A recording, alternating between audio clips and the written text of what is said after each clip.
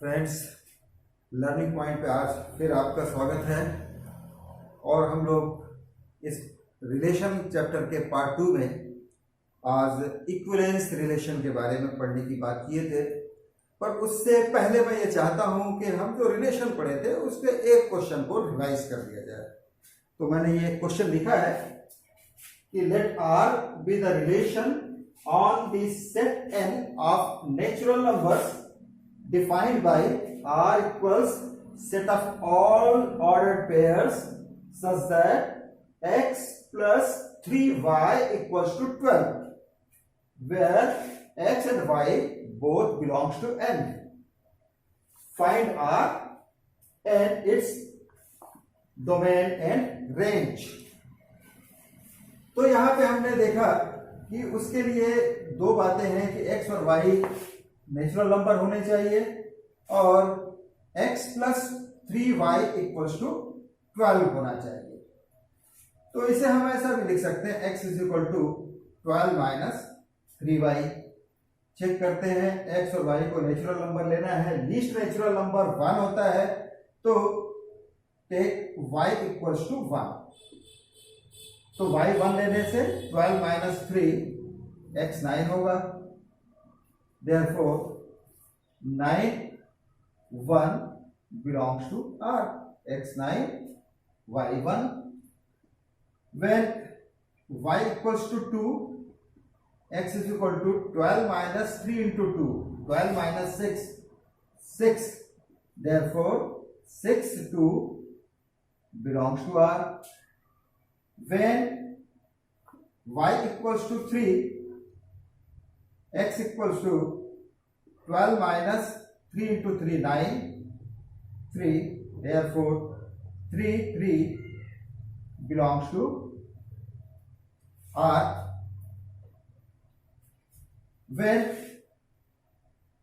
y is equal to 4, x is equal to 12 minus 3 to 4 the 12 is equal to 0, but 0 is not a natural number, यानी हम 0 4 को R में नहीं ले सकते क्योंकि ये x y दोनों नेचुरल नंबर होने चाहिए। तो इसके आगे y की जो भी ग्रेटर वैल्यू लेंगे हमारा x जो है नेगेटिव में मिलता चला जाएगा, जो कि नेचुरल नंबर नहीं है, और y को 0 से छोटा भी नहीं ले सकते थे। तो ये हमें मिल गया। Therefore relation R contains ordered pairs 9 1 6 2 and 3 3। तो ये फर्स्ट पार्ट का आंसर आ गया, फाइंड R। तो R में ये 3 एलिमेंट्स हैं, 3 ऑर्डर पेयर्स हैं। बात इसके डोमेन और रेंज की हो रही है, तो चलिए देखें क्या होगा डोमेन ऑफ R। तो हमेशा रिलेशन का जो डोमेन होता है वो फर्स्ट एलिमेंट को कंटेन करता है, यानी जो x है, x का सेट जो रहेगा वो R का डोमेन होगा। तो यहाँ पे क्या क्या है, 9 6 और 3, 9 6 3 लिख सकते हैं। चलो इंक्रीजिंग ऑर्डर में लिख लेते हैं, 3 6 एंड 9, ये डोमेन हो गया। और इसी तरीके से range of R is equal to जो सेकंड एलिमेंट है 1 2 3, 1 2 3।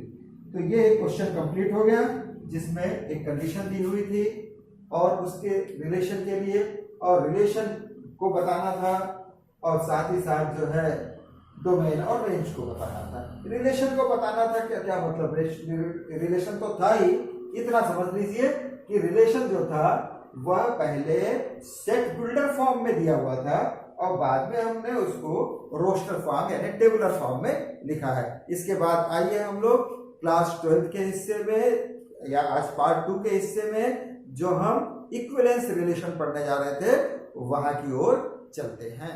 Equivalence relation, a relation R in a set A is said to be an equivalence relation if R is reflexive, symmetric and transitive। तो ये equivalence relation की definition in तीनों पे जुड़ी हुई है, रिफ्लेक्सिव, सिमेट्रिक एंड ट्रांजिटिव। तो पहले अब इसी बीच में हम रिफ्लेक्सिव, सिमेट्रिक और ट्रांजिटिव की डेफिनेशंस देखेंगे। तो पहले देखें रिफ्लेक्सिव।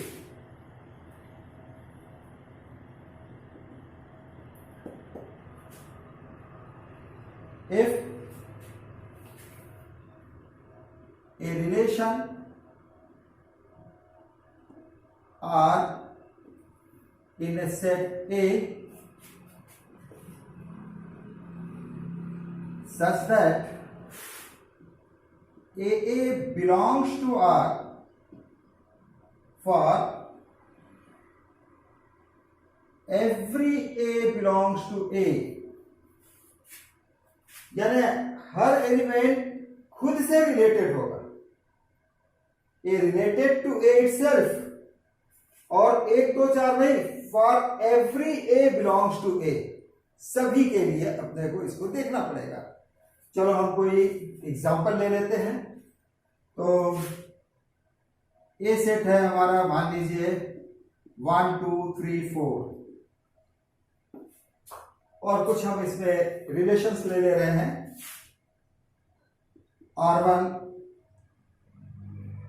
एम्प्टी रिलेशन, R2 ए सिंगलटन रिलेशन 2 3, R3 2 3 3 2, R4 1 1 2 2 3 3 4 2,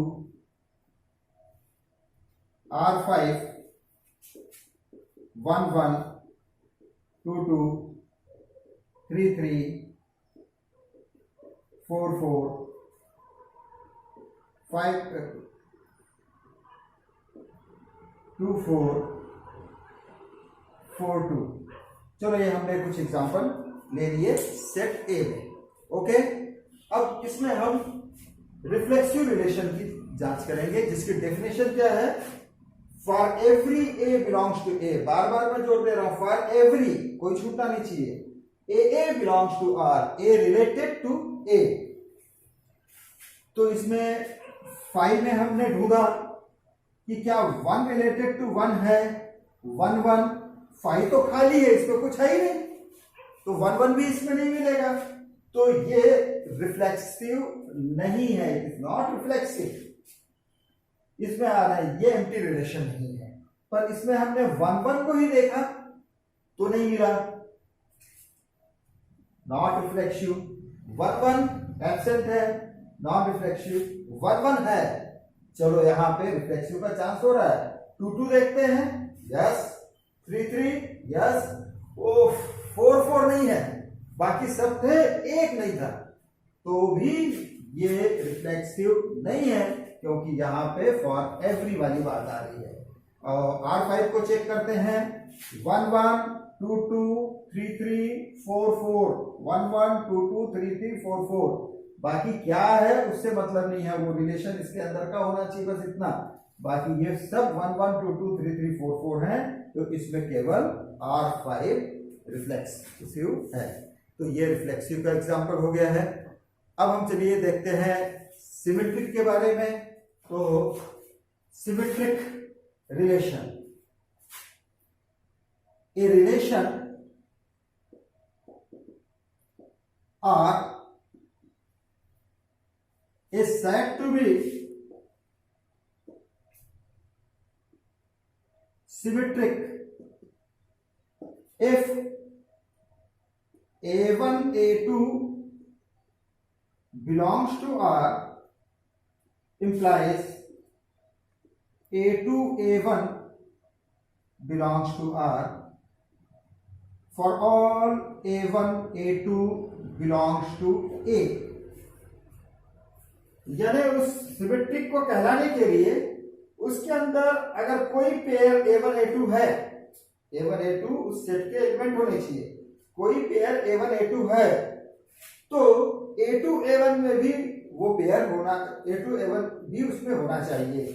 ये ऑर्डर चेंज करने से भी उसमें मिलना चाहिए, क्योंकि भाई सिमेट्री का तो सीधा मतलब होता है एक लाइन ऑफ सिमेट्री के इस तरफ जैसा उतना उस तरफ, जितना इस साइड से उतना उस साइड से।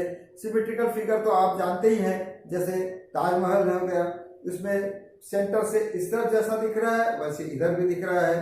तो यहाँ पे भी A1 एलिमेंट A2 से रिलेटेड अगर है तो सेम रिलेशन से A2 भी से A1 से रिलेटेड होगा, तो हम उसको सिमेट्रिक बोलेंगे। तो आओ चेक करते हैं, उन्हीं एग्जांपल्स को लिए हुए हैं जिसमें अपन ने रिफ्लेक्सिव को समझा था। 5, अब 5 के अंदर अगर कोई पेयर A1 A2 है तो A2 A1 को भी होना पड़ेगा, तब वो सिमेट्रिक है। पर अगर A1 A2 ही नहीं है तो बेवजह का हम A2 A1 को वहां नहीं ढूंढेंगे। इसको नोट करना, जो पेयर है ही नहीं है उसके लिए सिमेट्रिक आप ढूंढोगे नहीं। अब A1 A2 जब रहेगा तब A2 A1 को देखोगे वहां पे है कि नहीं है। वैसे यहाँ पे कोई भी एलिमेंट है ही नहीं, कोई A1 A2 इसको बिलोंग कर ही नहीं रहा है, तो इसमें उसकी सिमेट्री को आप ढूंढ ही नहीं सकते हो, तो ये डिनाई नहीं कर पाएंगे इसको। तो ये जो हमारा फाई है, नल सेट है, ये सिमेट्रिक रिलेशन होता है। जैसे यहाँ पे 2 3 बिलोंग्स टू R2, तो 2 3 बिलोंग्स टू R2 है तो हम यहाँ 3 2 चेक करेंगे। 3 2 तो यहाँ पे दिख नहीं रहा है, 3 2 does not belongs to R, तो ये सिमेट्रिक नहीं है। इसमें आते हैं 2 3 है, तो 2 3 का 3 2 यस है, 3 3 का 2 3, 2 3 का 3 2, ये भी सिमेट्रिक है। 1 1 2 2 3 3 जहां से रिफ्लेक्सिव देखे थे वो तो सिमेट्रिक रहेंगे ही, दोनों तरफ से एक जैसे हैं। ये इसमें एक जगह 4 2 आ गया है और इसके कारण यहाँ पे 2 4 तो नहीं दिख रहा है हमको।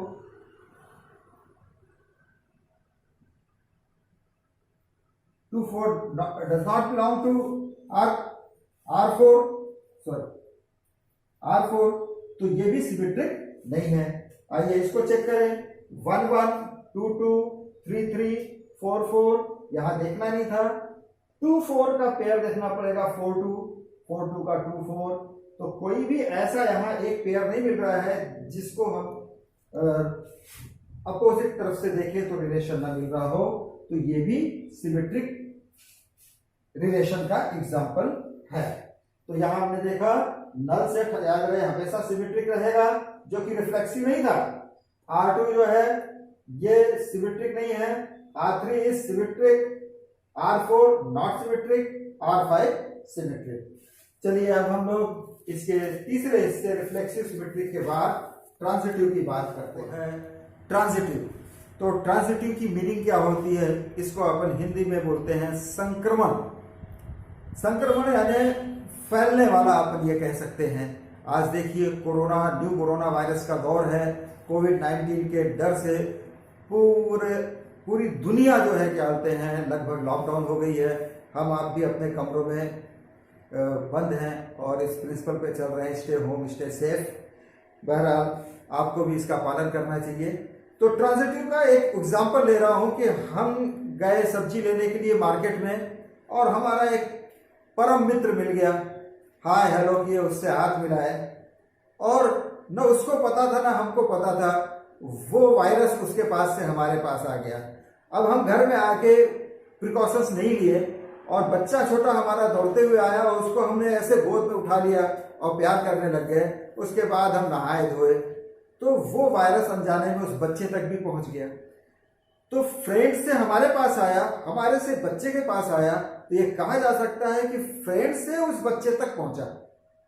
तो इस तरीके की चीज जो ए से बी रिलेटेड हो, बी से सी रिलेटेड हो, तो ए से सी रिलेटेड हो गया है, तो इसको ही अपन ट्रांजिटिव कहते हैं। आइए इसकी डेफिनेशन देखें हम। Transitive, a relation R is said to be transitive if A1 A2 belongs to R and A2 A3 belongs to R, implies A1 first और ये लास्ट, ये A2 मीडियम का काम कर गया है। A1 A3 belongs to R for all A1 A2 and A3।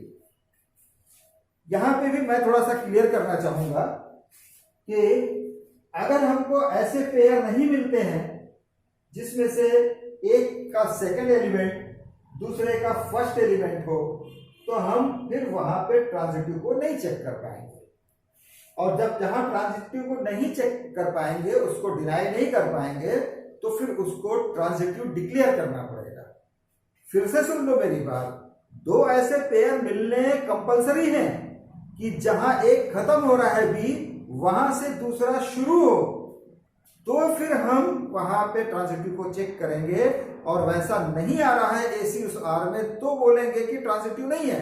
और इसको अगर डिनाई नहीं कर पाए, चाहे एक पेयर नहीं मिला, दोनों नहीं मिला, तो भी ट्रांजिटिव रहेगा। चलो पुराने एग्जांपल लेते हैं, जैसे R1 5 नल सेट में, इसमें कोई एक एलिमेंट भी नहीं मिल रहा है, एक पेयर भी नहीं मिल रहा है। तो जब दो पेयर ऐसे मिल ही नहीं रहे हैं, तो हम उसको डिनाई नहीं कर पाएंगे। तो R1 नल सेट जो सिमेट्रिक था, आपने देखा था, ट्रांजिटिव भी है मगर रिफ्लेक्सिव नहीं है। R2 में देखते हैं एक ही पेयर मिल रहा है, दूसरा 3 से शुरू होने वाला कोई मिल ही नहीं रहा है, तो इसको डिनाई नहीं कर पाएंगे। तो ध्यान रहे, यहां अक्सर गलती होती है, ये ट्रांजिटिव है, it is transitive. Third R3 में चेक करते हैं, 2 3 belongs to R3 and 3 2 also belongs to R3। ये 3 पे खत्म हुआ और ये 3 से शुरू हुआ। तो यहां पे अगर हम इसको A, इसको B और इसको B, इसको C करके सोचें, तो AC क्या हो जाएगा, 2 2। मैं यहां लिख भी देता हूं, 2 3 belongs to R3 and 3 2 belongs to R3। तो ट्रांजिटिव होने के लिए हमको 2 2 चाहिए, A की जगह 2, C की जगह 2। 2 2 इस R3 में, यहां R3 में 2 2, यहां तो 2 ही है, 2 2 नहीं है। 2 2 does not belongs to R3, means it is not transitive. R4 को चेक करते हैं, 1 1 1 से शुरू होने वाला दूसरा है ही नहीं है। 2 2 2 से शुरू होने वाला कोई नहीं है। 3 3 इससे शुरू होने वाला कोई नहीं है। 4 2 2 से शुरू होने वाला है, यानी यहां पेयर कौन कौन सा मिला, 4 2 एंड 2 2। 4 से 2, 2 से 2, तो फाइनली 4 से 2 मिलना चाहिए, 4 2 मिलना चाहिए। 4 2 तो ऑलरेडी है, तो ये ट्रांजिटिव भी है। इस R5 पे देखते हैं, 1 1 2 2 3 3 4 4। ये 2 2 से और 2 4 से, इन दोनों को चेक करिए जरा। तो A B B C करेंगे तो AC आएगा 2 4 2 4 है, ओके। 3 3 से कोई शुरू नहीं हो रहा है, 4 4 और 4 2, इससे आ जाएगा 4 2, okay. 2 4 and 4 2 2 2, okay. 2 4 and 4 4 2 4, okay. 4 2 and 2 2 4 2, okay. 4 2 and 2 4 4 4, okay. ये चेक करने पे कोई भी पेयर ले रहे हैं तो उनसे AC जो मिल रहा है वो भी इस R5 को बिलोंग कर रहा है, ये ट्रांजिटिव है। तो एक बार और हम देख रहे हैं कि ये जो पहले वाला निशान है ये सिमेट्री के लिए था, ये बाद वाला ट्रांजिटिव के लिए। 5 में याद करिए, इसमें कोई एलिमेंट नहीं है, 1 1 2 2 3 3 4 4 पेयर मिलेगा नहीं। और इसके जैसा फॉर ऑल नहीं कहा जाता है, वहां पे कहा जाता है for every A belongs to A। तो यहाँ हर 1 1 2 2 3 3 4 4 होना चाहिए था। ये रिफ्लेक्सिव नहीं था, भले ही सिमेट्रिक और ट्रांजिटिव था, ये इक्विवेलेंस रिलेशन नहीं है। या दूसरे वाले में देख रहे हैं, ये रिफ्लेक्सिव भी नहीं था, सिमेट्रिक भी नहीं था, केवल ट्रांजिटिव है, तो यह भी इक्विवेलेंस रिलेशन नहीं है। यहां पे R3 में it is symmetric but neither reflexive nor transitive, तो ये भी इक्विवेलेंस रिलेशन नहीं है। यहाँ पे 1 1 2 2 3 3 तो था, 4 4 नहीं था, इसलिए यह भी रिफ्लेक्सिव नहीं था, तो it is transitive but neither reflexive nor symmetric. R5 1 1 2 2 3 3 4 4 सभी थे, ये सिमेट्रिक भी था, रिफ्लेक्सिव भी, सिमेट्रिक भी, ट्रांजिटिव, ये इक्विवेलेंस रिलेशन है R5। तो ये जितने एग्जांपल लिए उसमें हमारा R5 जो है इक्विवेलेंस रिलेशन हुआ। तो ऐसा सेट, कोई एक सेट में ऐसा रिलेशन जो रिफ्लेक्सिव भी हो, सिमेट्रिक भी हो, ट्रांजिटिव भी हो, तो उस रिलेशन को कहते हैं इक्विवेलेंस रिलेशन। आइए हम इसके कुछ एक दो एग्जांपल देखते हैं। इसका पहला एग्जांपल देखते हैं हम लोग कि show that the relation R on the set Z of all integers defined by x y ordered pair belongs to R if and only if x minus y is divisible by 3 is an equivalence relation। तो equivalence relation के लिए इसके तीनों parts को देखना पड़ेगा, reflexive भी show करना है, सिमेट्रिक भी और ट्रांजिटिव भी। तो आइए सबसे पहले हम लोग रिफ्लेक्सिव देखते हैं।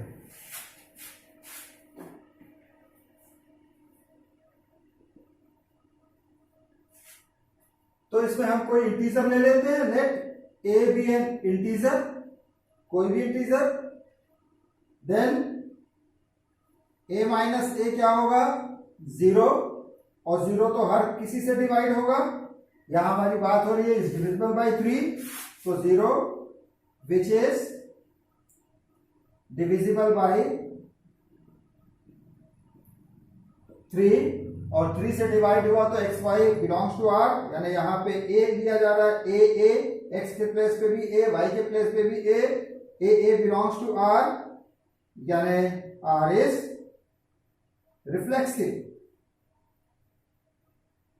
ये पहला पार्ट हो गया। सेकंड पार्ट पे आते हैं अपन सिमेट्रिक के लिए। इसके लिए हम इसके और भी एलिमेंट्स लेते हैं। Let A B belongs to Z, A B integer, B भी integer, such that A B belongs to R. तो जब A B belongs to R होगा, इसका मतलब इस डेफिनेशन से a minus B is divisible bye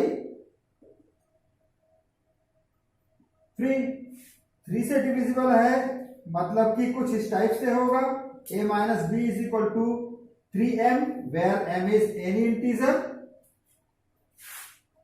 और तब हमको उल्टा ba चाहिए, यानी a माइनस बी के बदले में b माइनस a, तो माइनस से इसको मल्टीप्लाई करना पड़ेगा। तो b माइनस ए, यहां जब माइनस से मल्टीप्लाई कर दिए तो यहां पे भी कर रहे हैं, 3 टाइम्स माइनस m लिख सकते हैं, तो b माइनस ए भी 3 से डिविजिबल हो गया। तो इससे मिला b a belongs to R. तो देखो दोस्तों, a B belongs to R से चले और b a belongs to R पे पहुंचे, तो आर इज सिमेट्रिक। ये पार्ट भी प्रूफ कर लिए। अब ट्रांजिटिव के लिए अपन लोग चलते हैं। तो ट्रांजिटिव के लिए let A B C are 3 integers such that A B belongs to R and B C belongs to R. A B से रिलेटेड है और बी सी से रिलेटेड है, तो A B belongs to R इस definition से क्या हो जाएगा, A minus B is equal to a multiple of 3, या A minus B divisible by 3 यानी 3m, and b minus C is equal to 3n where m and n are any integers। तो इससे हमें पहुंचना कहां पे है, AC बिलोंग्स टू R पे पहुंचना है, AC बिलोंग्स टू R। तो AC बिलोंग्स टू R, हमें B की जरूरत नहीं है, B को एलिमिनेट करना है। तो B को एलिमिनेट करने के लिए हमें क्या करना पड़ेगा, इन दोनों में एक A माइनस बी है, दूसरा B माइनस सी है। B को एलिमिनेट करना है, एक जगह माइनस बी, एक जगह प्लस बी।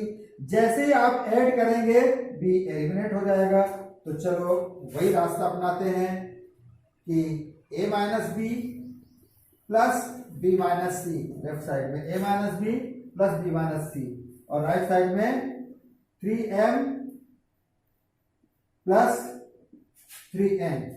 ये minus B plus B cancel हो गया, यहां बचा A minus C is equal to 3 common, m plus n भी इंटीजर होगा, अगर m और n इंटीजर हैं तो ये भी 3 से डिविजिबल है, यानी AC बिलोंग्स टू R।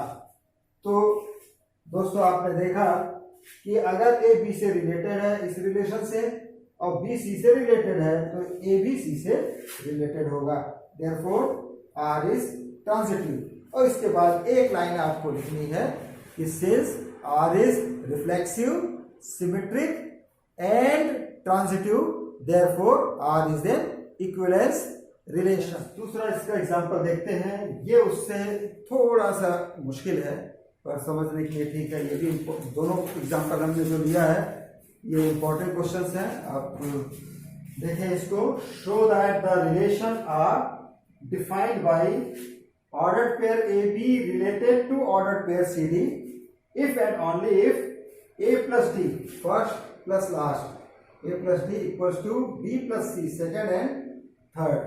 अगर इसको 1 2 3 4 बोले तो 1 plus 4 equals to 2 plus 3 on the set of n cross n।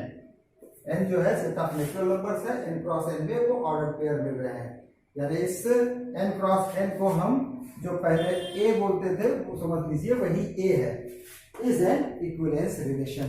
इसमें वही रिफ्लेक्सिव, सिमेट्रिक और ट्रांजिटिव को चेक करना है। तो आइए सबसे पहले हम रिफ्लेक्सिव देखें। तो रिफ्लेक्सिव में उसी एलिमेंट के साथ खुद से उसका रिलेशन होना चाहिए। तो let A B belongs to N, natural number ले लेते हैं A और B, और फिर उसके बाद हम ये देखते हैं कि A प्लस बी तो B प्लस A होता है, क्योंकि ये प्लस तो है, जो सिंपल एडिशन है ये कॉम्पिटेटिव होता है, A plus B is equal to B plus A। और इसके बाद हम यहाँ पे इससे कंपेयर करें कि A कहाँ से मिला, फर्स्ट वाला, और B कहाँ से मिला, राइट साइड का फर्स्ट वाला, रिलेटेड टू C कहां से मिलेगा, सबसे लास्ट वाला, सबसे लास्ट में A है, और D कहां मिला, लेफ्ट साइड में सेकंड वाला, लेफ्ट साइड में सेकंड वाला, यानी D के प्लेस में B है। तो देखो AB रिलेटेड टू AB मिल गया, और इसीलिए अपन कह सकते हैं देयरफॉर R इज रिफ्लेक्सिव। अब यहां ये सवाल उठता है कि ये कैसे पता चला कि हमको AB is equal to B plus A लेना है। इस तरीके की बातें जो है परेशान कर सकती कि कैसे सोचेंगे, तो उसके लिए परेशान होने की जरूरत नहीं है। हम छोटी छोटी क्लासेस से ये देखते आए हैं कि कई बार कोई प्रॉब्लम अगर अपने से सॉल्व नहीं हो पा रहा है तो हम क्या करते हैं, उसके आंसर को देखते हैं, और आंसर को देख के ख्याल आता है अच्छा अरे मैं तो कॉम्बिनेशन सोच रहा था, ये तो परम्यूटेशन का क्वेश्चन है, और आंसर से आइडिया मिल जाता है। तो वही टेक्निक आपको यहाँ पे यूज करनी है। जैसे यहां मैं आपको बता दूं कि हमको चाहिए क्या, a B related to a b, किसके लिए, for reflexive relation, a B related to a b. इसको रफ में लिख लो और फिर इस डेफिनेशन के हिसाब से बैठाओ, जो भी क्वेश्चन की जो डेफिनेशन है। तो जैसे यहाँ फर्स्ट प्लस लास्ट, तो फर्स्ट में है A और लास्ट में है B, तो A प्लस बी हो गया, equal to second plus third, यानी B second, third A, B plus A। इससे आइडिया मेरा अच्छा, यहाँ A plus b equal to B plus A लेंगे तो AB रिलेटेड टू AB मिल जाएगा। तो इसको देख के इससे जो मिला था यहां से शुरुआत कर सकते थे हम। तो इस तरीके से ये रिफ्लेक्सिव हमको मिल गया। आइए अब इसके सिमेट्रिक वाले हिस्से को देखते हैं अपन। Let A B C D belongs to natural number, set of natural numbers n, such that order pair A B related to order pair C D. और ये डेफिनेशन अपने को कहाँ ले जाएगी, first plus last A plus D equals to second plus third B plus C. अब यहां पे आके आप रुक जाओ, और क्या टारगेट है, जो मैंने बोला आंसर से चलना चाहिए, तो इसको हमको क्या प्रूफ करना है, ये रफ में अपन लिखना शुरू कर दे रहे हैं कि हमको चाहिए c d related to a b. और अगर ये चाहिए तो डेफिनेशन इसमें फर्स्ट प्लस लास्ट से C plus B is equal to second and third D plus A, ये चाहिए। तो हम देख रहे हैं कि यहां पे जो मिला था वो बी प्लस सी राइट साइड में है और ए प्लस डी लेफ्ट साइड में है, और यहां हमको जो चाहिए बी और सी लेफ्ट में है, तो चलो चेंज कर देते हैं। तो नेक्स्ट स्टेप आया बी प्लस सी लेफ्ट साइड में इक्वल्स टू राइट साइड में ए प्लस डी। उसमें भी कम्यूटेटिव लॉ लगा देते हैं, क्योंकि सी प्लस बी चाहिए, सी पहले बी बाद में, और डी प्लस ए चाहिए। और इसके बाद ये स्टेप मिल गया कि c d related to a b, therefore R is symmetric. तो ये सिमेट्रिक भी प्रूफ हो गया। अब आइए हम ट्रांजिटिव को प्रूफ करने की ओर चलते। इसी तरीके से ट्रांजिटिव में आते हैं। Let A B c d e f are natural numbers such that ordered pair AB related to the ordered pair CD and CD related to EF। तो अगर ये ट्रांजिटिव होगा तो जरूर AB रिलेटेड टू EF मिलेगा। तो आइए definition की हेल्प लेके चलते हैं। तो AB रिलेटेड टू CD में A plus D first and last is equal to B plus C second and third, and यहां पे first and last C plus F and second and third D plus E. और यहां पे वही चालाकी करते हैं कि जो प्रूफ करना है वहां से देखें। तो ये रफ में अपन लिख ले रहे हैं कि आपको प्रूफ करना है कि A B related to E F है, और इसमें फर्स्ट एंड लास्ट से मिलेगा ए प्लस एफ और सेकेंड और थर्ड से मिलेगा बी प्लस ई।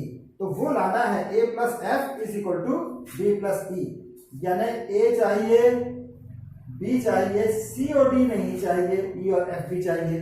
तो हमें सी और डी को एलिमिनेट करना है। तो अब पूरा ध्यान सी और डी की ओर जाते हैं। इसको हम लिख सकते हैं A minus B is equal to C minus D. आपने देखा बी को लेफ्ट साइड में लाए और डी को राइट में लेके चले गए, एंड सिमिलरली यहां से C माइनस डी बी को लेफ्ट में ले आ लिए और F राइट साइड में जाएगा, माइनस F हो जाएगा। अब यहां से देखो C minus d E minus F के भी इक्वल है और C minus d equal to A minus b. तो C माइनस डी को एलिमिनेट आराम से किया जा सकता है। इन दोनों से क्या मिला, A minus b equals to E minus F, और हमको चाहिए था ये F को लेफ्ट में लाना है, ला दीजिए। A plus F is equal to B plus E, और यही चीज तो यहां से मिली थी हमको कि A B related to E f. तो दोस्तों आपने देखा कि A B related to c d and c d related to E F है इस रिलेशन में। तो A B related to E f हो गया, देयरफॉर आर इज ट्रांजिटिव। और एग्जाम में हमें फिर वही एक लाइन डेफिनेशन वाली दोहरानी है बार बार कि since the given relation is reflexive, symmetric as well as transitive, therefore it is an equivalence relation। तो दोस्तों आपने देखा कि इक्विवेलेंस रिलेशन जो है वो रिफ्लेक्सिव, सिमेट्रिक और ट्रांजिटिव के ऊपर ही डिपेंड करता है। इसकी डेफिनेशन ही उससे जुड़ी हुई है। और इसके बाद जो पार्ट 3 है उसमें हम लोग पढ़ने जाएंगे पार्टीशन, या जिसको सब डिवीजन या ज्यादा उसको इक्विवेलेंस क्लासेस के नाम से पुकारा जाता है। और वो आमतौर पे स्टूडेंट्स का मानना है कि सर हम उसको बुक में पढ़ तो लेते हैं, समझ में नहीं आता है।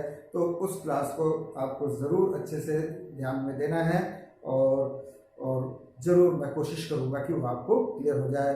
फिर जो फोर्थ पार्ट बचेगा उसमें केवल और केवल हम इम्पोर्टेंट क्वेश्चन बनाएंगे। Okay, goodbye, best of luck.